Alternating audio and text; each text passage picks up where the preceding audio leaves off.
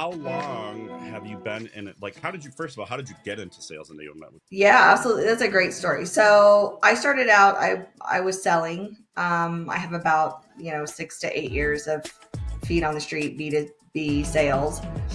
Um, the company that I was working for, I was more of a solutions consultant role. And the company that I was working for bought the company that I was supporting. Uh-huh. And overnight, I was immediately put into a sales enablement, sales training role.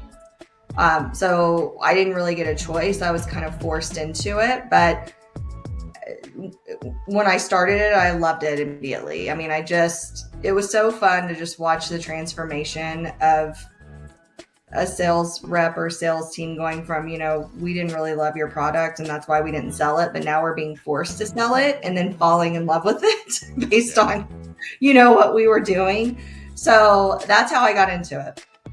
How are you strategizing as an enablement professional, whether it's you're the director or the VP?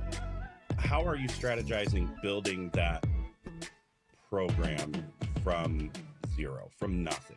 I mean, the easiest way for me to do it is almost like a 30, 60, 90, right? Okay. So first 30 days, especially in the first couple of weeks, you're definitely getting your feet wet. You're having all those, 20-minute meet and greet phone calls, things like that. I start at the highest level possible. So I usually try to really focus on the executive leadership team. So CEO, CRO, most of the time you ultimately report into a CRO now in our function. And really just have a very open, transparent conversation about where the company is and what they feel is missing from a revenue driver standpoint. And I work backwards from there. So I find out what the strategic goals are, and then I slowly but surely start to build out a plan. And the next thing I do, especially as a, person that's really been in this role by themselves. I mean, I've had small teams before, but I think right now a lot of us are in this alone.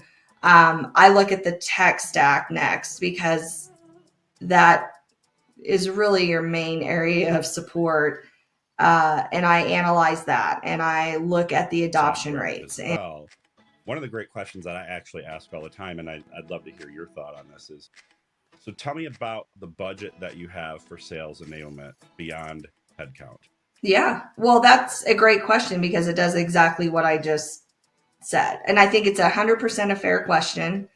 I just think on the back end, you need to be prepared with your answer, because they may not, their answer might be, well, what would we need besides headcount? Or can you clarify? We thought we already had a really good enablement function. Or some people might be really transparent. I've been lucky in a couple of roles where they've been transparent enough to say, we have no idea what we're doing when it comes to enablement. We just think that we need it,